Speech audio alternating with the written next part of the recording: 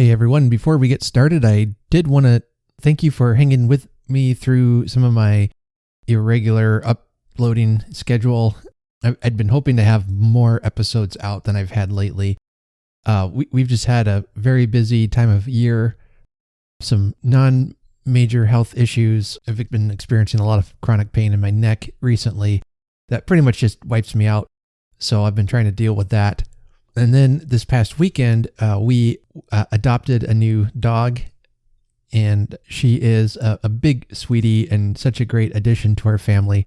Her name is Pumpkin, and she is a 4-year-old Australian Shepherd, also known as Aussies. I don't know if she barks in an Australian accent or not. She's just a wonderful, happy addition.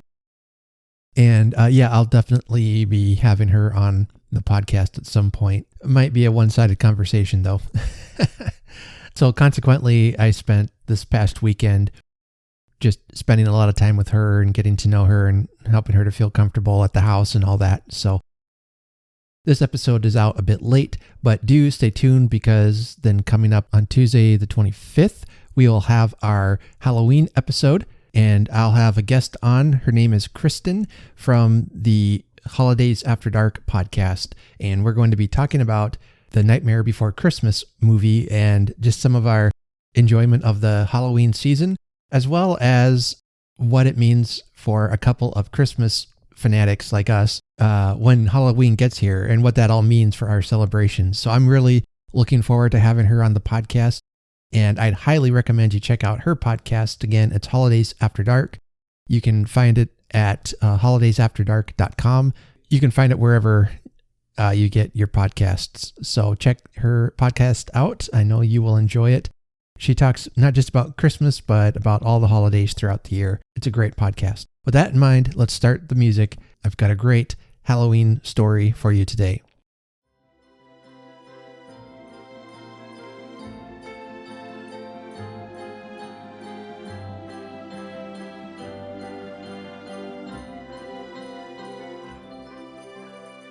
Hello and welcome back to another episode of A Cozy Christmas Podcast. My name is Art and I'm your host today. Well, we're getting closer to Halloween, and I thought for today's episode we'd have a classic scary story. And one that was written for Christmas, believe it or not. This story first appeared in 1866 in a collection of Christmas stories edited by Charles Dickens, and some of his writing friends all contributed stories to the collection. His story is called The Signalman, and the narrator of the story meets a railway worker who is insisting that he has seen a ghost and hearing a ghost, and that he feels as if the ghost is trying to tell him something. But what is the ghostly apparition is saying and what it means is best left revealed in the story itself. This is considered to be one of Dickens's classic short stories. As I said, it was written in 1866, just a year after a near-fatal train wreck that he was involved in on the Staplehurst Railway. They were going over a viaduct, and due to a miscommunication, the train went down a track that hadn't been finished yet, and it crashed over the viaduct. The carriage that Dickens was riding in ended up dangling over the drop, and he came feet away from dying. He was able to rescue himself and others in his car and helped a lot of the people who were injured and comforted those who were dying. And it was a dramatic and traumatic event that occurred in Dickens's later years. And so a year later, he writes the story. Many people think that he's trying to purge his mind of the demons that haunt him. Several speculate that he was suffering from PTSD. And then 5 years to the very day of his train accident is when he died in 1870, on June 9th, 1870. So this story is one of his later written stories. It all brings up this thought that Christmas stories back in the day were ghost stories. Back in Victorian times especially, they would gather around the fireplace, the hearth, and on Christmas Eve they would swap ghost stories. The how and why this tradition started, I'm not sure about, but it's something I might want to look into more down the road. The Signalman doesn't involve Christmas at all. It's probably not even set at Christmas, but it was published at Christmas time in a book of stories meant to be read at Christmas time. And so today I'm just going to give the time over to read this delightfully charming and somewhat spooky story as we get closer to Halloween. This will be a perfect addition to our collection of Christmas stories for Halloween. I do want to invite you to sit back, relax, turn up the Christmas fire, turn down the lights, and I'll read to you The Signalman by Charles Dickens.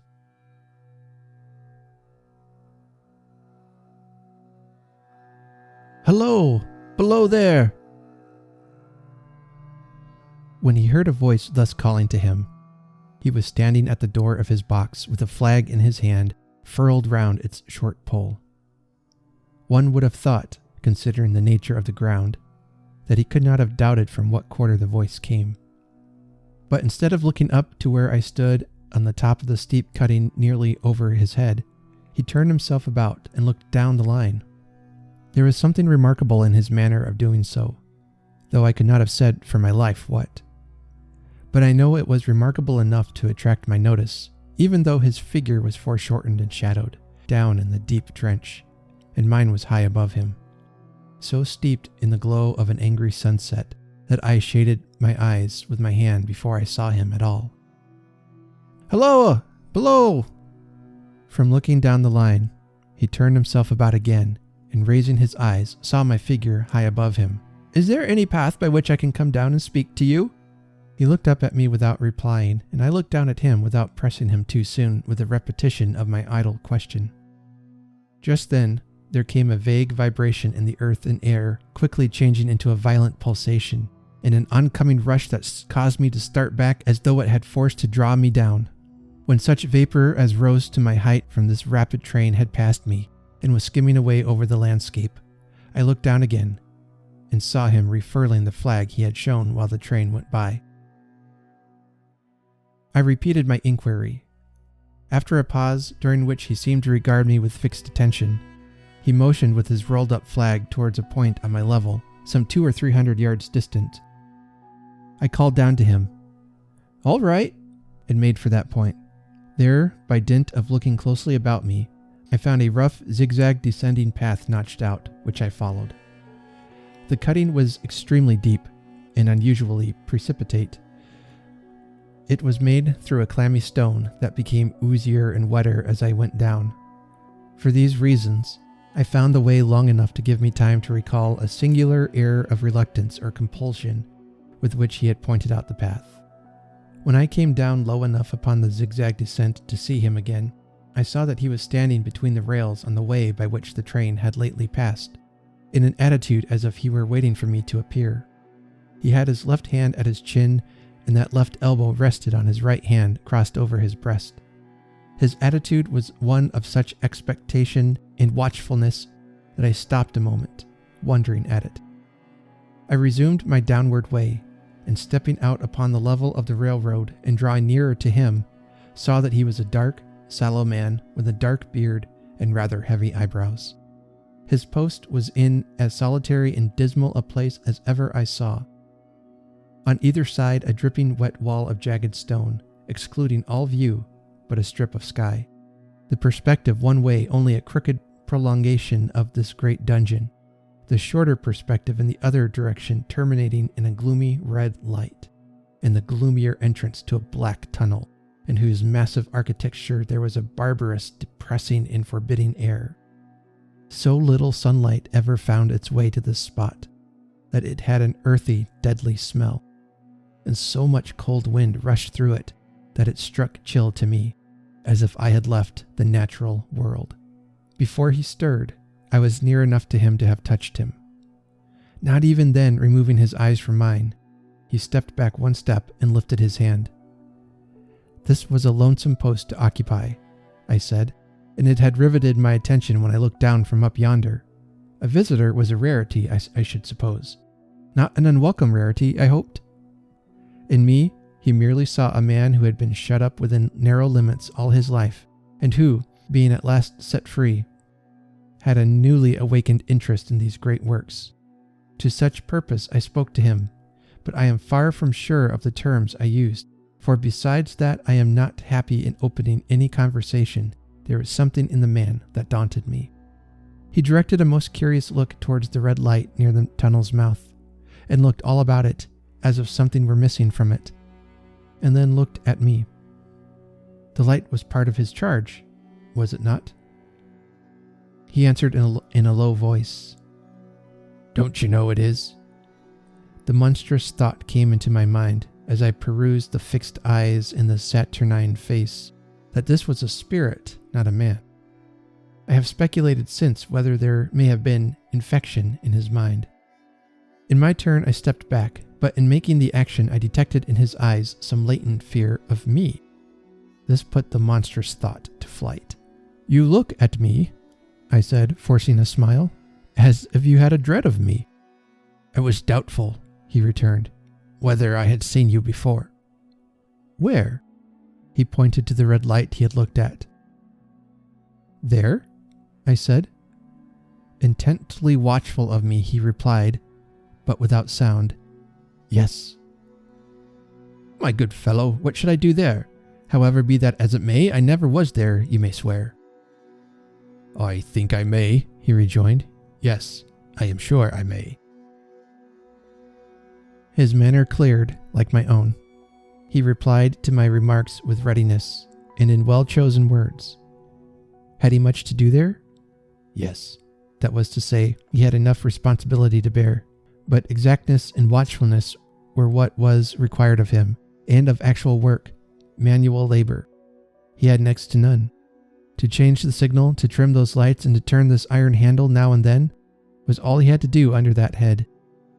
Regarding those many long and lonely hours of which I seemed to make so much, he could only say that the routine of his life had shaped itself into that form, and he had grown used to it.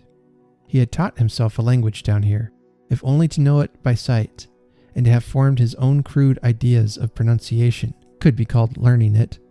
He had also worked at fractions and decimals and tried a little algebra. But he was, and had been as a boy, a poor hand at figures.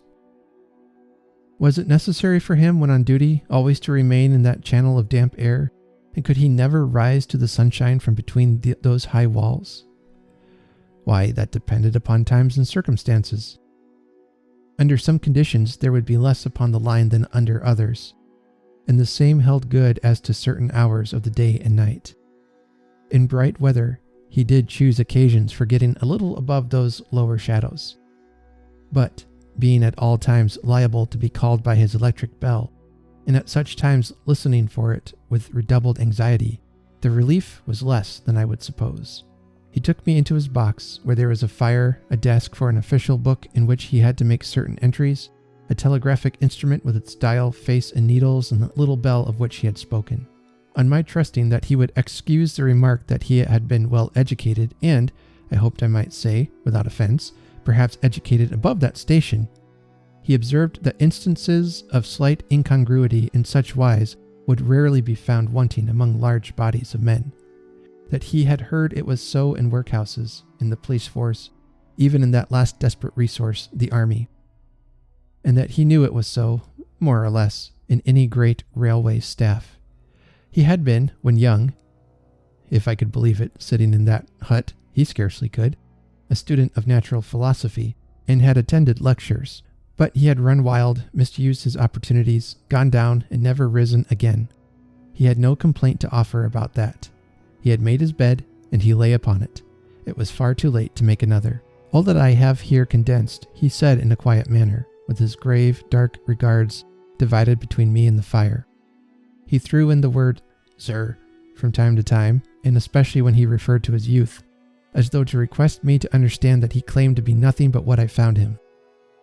He was several times interrupted by the little bell, and had to read off messages and send replies.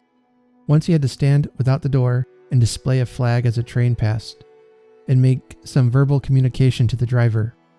In the discharge of his duties, I observed him to be remarkably exact and vigilant, breaking off his discourse at a syllable and remaining silent until what he had to do was done.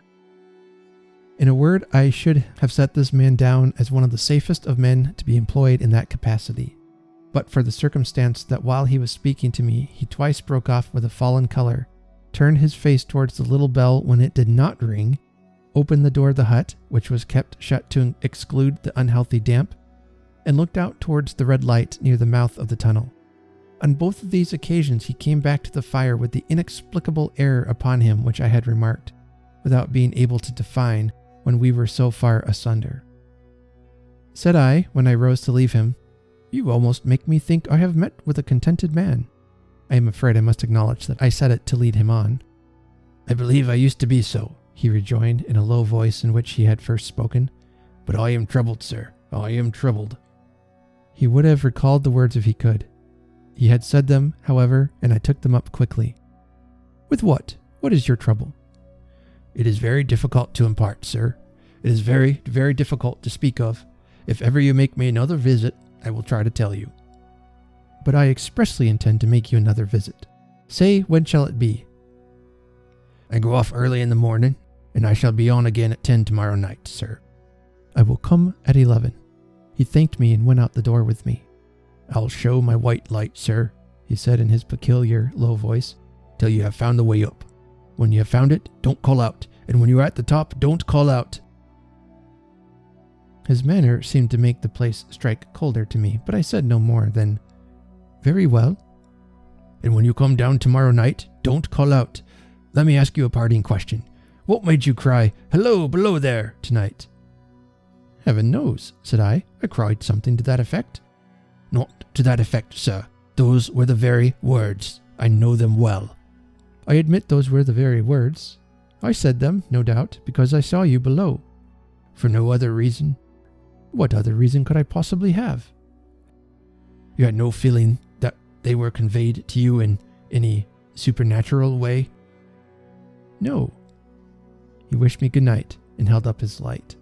I walked by the side of the down line of rails, with a very disagreeable sensation of a train coming behind me, until I found the path. It was easier to mount than to descend, and I got back to my inn without any adventure. Punctual to my appointment, I placed my foot on the first notch of the zigzag next night, as the distant clocks were striking 11. He was waiting for me at the bottom with his white light on. "I have not called out," I said, when we came close together. "May I speak now?" "By all means, sir." "Good night, then, and here's my hand." "Good night, sir, and here's mine." With that we walked side by side to his box, entered it, closed the door, and sat down by the fire. "I have made up my mind, sir," he began, bending forward as soon as we were seated, and speaking in a tone but a little above a whisper, "that you shall not have to ask me twice what troubles me. I took you for someone else yesterday evening. That troubles me." "That mistake?" "No, that's someone else." "Who is it?" "I don't know." "Like me?" "I don't know. I never saw the face. The left arm is across the face, and the right arm is waved, violently waved, this way." I followed his action with my eyes, and it was the action of an arm gesticulating with the utmost passion and vehemence.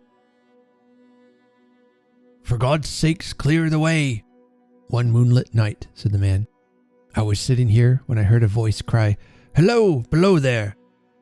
I started up, looked from that door, and saw this someone else standing by the red light near the tunnel, waving as I just now showed you. The voice seemed hoarse with shouting, and it cried, 'Look out! Look out!' And then again, 'Hello, below there! Look out!' I called up my lamp, turned it on red, and ran towards the figure, calling, 'What's wrong? What has happened?' 'Where?' It stood just outside the blackness of the tunnel. I advanced so close upon it that I wondered at its keeping the sleeve across its eye. I ran right up at it, and had my hand stretched out to pull the sleeve away, when it was gone." "Into the tunnel?" said I. "No, I ran on into the tunnel, 500 yards. I stopped and held my lamp above my head and saw the figures of the measured distance, and saw the wet stains stealing down the walls and trickling through the arch. I ran out again faster than I had run in, for I had a mortal abhorrence of the place upon me, and I looked all around the red light with my own red light, and I went up the iron ladder to the gallery atop of it, and I came down again and ran back here. I telegraphed both ways. An alarm has been given. Is anything wrong? The answer came back both ways. All well. Resisting the slow touch of a frozen finger tracing out my spine, I showed him how this figure must be a deception of his sense of sight, and how that figures, originating in disease of the delicate nerves that minister to the functions of the eye, were known to have often troubled patients, some of whom had become conscious of the nature of their affliction, and had even proved it by experiments upon themselves. As to an imaginary cry, said I, do but listen for a moment to the wind in this unnatural valley while we speak so low, and to the wild harp it makes of the telegraph wires. That was all very well, he returned, after we had sat listening for a while, and he ought to know something of the wind and the wire, he who so often passed long winter nights there alone and watching. But he would beg to remark that he had not finished. I asked his pardon, and he slowly added these words, touching my arm. Within 6 hours after the appearance, the memorable accident on this line happened, and within 10 hours the dead and wounded were brought along through the tunnel over the spot where the figure had stood. A disagreeable shudder crept over me, but I did my best against it. It was not to be denied, I rejoined, that this was a remarkable coincidence, calculated deeply to impress his mind. But it was unquestionable that remarkable coincidences did continually occur, and they must be taken into account in dealing with such a subject. Though, to be sure, I must admit, I added, for I thought I saw that he was going to bring the objection to bear upon me. Men of common sense did not allow much for coincidences in making the ordinary calculations of life. He again begged to remark that he had not finished. I again begged his pardon for being betrayed into interruptions. This, he said again, laying his hand upon my arm and glancing over his shoulder with hollow eyes, was just a year ago. 6 or 7 months passed, and I had recovered from the surprise and shock, when one morning, as the day was breaking, I, standing at the door, looked towards the red light and saw the spectre again. He stopped with a fixed look at me. Did it cry out? No, it was silent. Did it wave its arm? No, it leaned against the shaft of the light, with both hands before the face, like this. Once more I followed his action with my eyes. It was an action of mourning. I have seen such an attitude in stone figures on tombs. Did you go up to it? I came in and sat down, partly to collect my thoughts, partly because it had turned me faint. When I went to the door again, daylight was above me, and the ghost was gone. But nothing followed. Nothing came of this. He touched me on the arm with his forefinger, twice or thrice, giving a ghastly nod each time.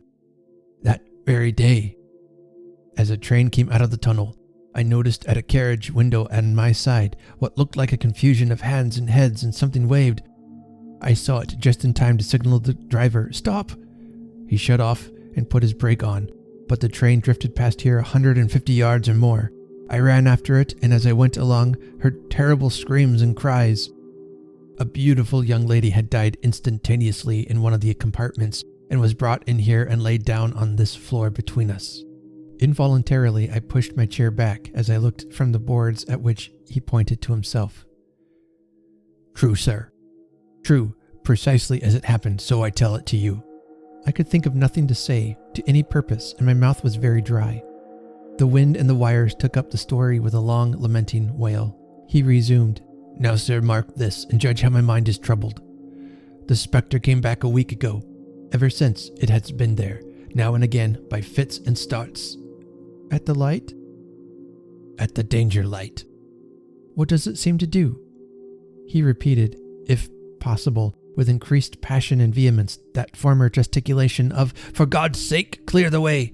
Then he went on, I have no peace or rest for it. It calls to me, for many minutes together, in an agonized manner.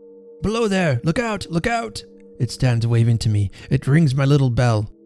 I caught at that. Did it ring your bell yesterday evening when I was here and you went to the door?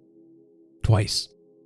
Why, see, said I, how your imagination misleads you. My eyes were not on the bell, and my ears were open to the bell, and if I am a living man, it did not ring at those times. No, nor at any other time, except when it was rung in the natural course of physical things by the station communicating with you. He shook his head. I have never made a mistake as to that yet, sir. I have never confused the spectre's ring with the man's. The ghost's ring is a strange vibration in the bell that it derives from nothing else. And I have not asserted that the bell stirs to the eye. I don't wonder that you failed to hear it, but I heard it. And did the spectre seem to be there when you looked out? It was there. Both times? He repeated firmly. Both times. Will you come to the door with me and look for it now? He bit his underlip as though we were somewhat unwilling, but arose. I opened the door and stood on the step while he stood in the doorway. There was the danger light. There was the dismal mouth of the tunnel. There were the high, wet stone walls of the cutting. There were the stars above them. Do you see it? I asked him, taking particular note of his face. His eyes were prominent and strained, but not very much more so, perhaps, than my own had been when I had directed them earnestly towards the same spot. No, he answered, it is not there. Agreed, said I. We went in again, shut the door, and resumed our seats. I was thinking how best to improve this advantage, if it might be called one, when he took up the conversation in such a matter-of-course way, so assuming that there could be no serious question of fact between us, that I felt myself placed in the weakest of positions. By this time you will fully understand, sir, he said, that what troubles me so dreadfully is the question, what does the spectre mean? I was not sure, I told him, that I did fully understand. What was it warning against? He said, ruminating, with his eyes on the fire, and only by times turning them on me. What is the danger? Where is the danger? There is danger overhanging somewhere on the line. Some dreadful calamity will happen. It is not to be doubted this third time, after what has gone before. But surely this is a cruel haunting of me. What can I do? He pulled out his handkerchief and wiped the drops from his heated forehead. If I telegraph danger on either side of me or on both, I can give no reason for it, he went on, wiping the palms of his hands. I should get into trouble and do no good. They would think I was mad. This is the way it would work. Message, danger, take care. Answer, what danger, where? Message, don't know, but for God's sake, take care. They would displace me. What else could they do? His pain of mind was most pitiable to see. It was the mental torture of a conscientious man, oppressed beyond endurance by an unintelligible responsibility involving life. When it first stood under the danger light, he went on, putting his dark hair back from his head and drawing his hands outward and across his temples in an extremity of feverish distress. Why not tell me where the accident was to happen, if it must happen? Why not tell me how it could be averted, if it could have been averted? When on its second coming it hid its face, why not tell me instead, she is going to die, let them keep her at home? If it came on those 2 occasions only to show me that its warnings were true, and so to prepare me for the third, why not warn me plainly now? And I, Lord help me, a mere poor signalman on this solitary station, why not go to somebody with credit to be believed and power to act? When I saw him in this state, I saw that for the poor man's sake, as well as for the public safety, what I had to do for the time was to compose his mind. Therefore, setting aside all question of reality or unreality between us, I represented to him that whoever thoroughly discharged his duty must do well, and that at least it was his comfort that he understood his duty, though he did not understand these confounding appearances. In this effort I succeeded far better than in the attempt to reason him out of his conviction. He became calm. The occupations incidental to his post as the night advanced began to make larger demands on his attention, and I left him at 2 a.m. I had offered to stay through the night, but he would not hear of it. That I more than once looked back at the red light as I ascended the pathway, that I did not like the red light, and that I should have slept but poorly if my bed had been under it, I see no reason to conceal. Nor did I like the 2 sequences of the accident and the dead girl. I see no reason to conceal that either. But what ran most in my thoughts was the consideration how I ought to act, having become the recipient of this disclosure. I had proved the man to be intelligent, vigilant, painstaking, and exact. But how long might he remain so in his state of mind? Though in a subordinate position, still he held a most important trust, And would I, for instance, like to stake my own life on the chances of his continuing to execute it with precision? Unable to overcome a feeling that there would be something treacherous in my communicating what he had told me to his superiors in the company, without first being plain with himself and proposing a middle course to him, I ultimately resolved to offer to accompany him, otherwise keeping his secret for the present, to the wisest medical practitioner we could hear of in those parts, and to take his opinion. A change in his time of duty would come round next night, he had apprised me, and he would be off an hour or two after sunrise, and on again soon after sunset. I had appointed to return accordingly. Next evening was a lovely evening, and I walked out early to enjoy it. The sun was not yet quite down when I traversed the field path near the top of the deep cutting. I would extend my walk for an hour, I said to myself, half an hour on and half an hour back, and it would then be time to go to my signalman's box. Before pursuing my stroll, I stepped to the brink and mechanically looked down from the point from which I had first seen him. I cannot describe the thrill that seized upon me when, close at the mouth of the tunnel, I saw the appearance of a man with his left sleeve across his eyes, passionately waving his right arm. The nameless horror that oppressed me passed in a moment. For in a moment I saw this appearance was a man indeed, and that there was a little group of other men standing at a short distance, to whom he seemed to be rehearsing the gesture he made. The danger light was not yet lighted. Against its shaft, a little low hut, entirely new to me, had been made of some wooden supports and tarpaulin. It looked no bigger than a bed. With an irresistible sense that something was wrong, with a flashing self-reproachful fear that fatal mischief had come of my leaving the man there, and causing no one to be sent or to overlook or correct what he did, I descended the noticed path with all the speed I could make. "What is the matter?" I asked the men. "Signalman killed this morning, sir." "Not the man belonging to that box?" "Yes, sir." "Not the man I know?" "You will recognize him, sir, if you knew him," said the man, who spoke for the others, solemnly uncovering his own head and raising an end of the tarpaulin. "For his face is quite composed." "Oh, how did this happen? How did this happen?" I asked, turning from one to another as the hut closed in again. "He was cut down by an engine, sir. No man in England knew his work better. But somehow he was not clear of the outer rail, and it was just at broad day. He had struck the light and had the lamp in his hand, as the engine came out of the tunnel, his back towards her, and she cut him down. That man drove her, and was showing how it happened. Show the gentleman, Tom." The man, who wore a rough dark dress, stepped back in his former place at the mouth of the tunnel. "Coming round the curve in the tunnel, sir," he said. "I saw him at the end, like as if I saw him down a perspective glass. There was no time to check speed, and I knew him to be very careful, and he didn't seem to take heed of the whistle. I shut it off when we were running down upon him, and called to him as loud as I could call." "What did you say?" "I said, 'Below there! Look out! For God's sake, clear the way!'" I started. "Oh, it was a dreadful time, sir. I never left off calling to him. I put this arm before my eyes not to see. I waved this arm to the last, but it was no use." Without prolonging the narrative to dwell on any one of its curious circumstances more than on any other, I may, in closing it, point out the coincidence that the warning of the engine driver included not only the words which the unfortunate signalman had repeated to me as haunting him, but also the words which I myself, not he, had attached, and that only in my own mind, to the gesticulation he had imitated.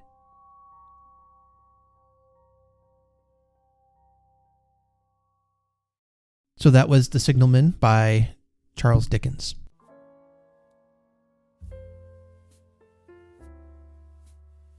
Now, I've always found the ending to be a little uncertain as far as what did it mean, what happened. My guess is that the signalman had seen a ghostly apparition, possibly of somebody from the future, possibly just a ghost that warns of danger, and getting distracted by it or fearing it, he ended up himself being hit and killed by a train.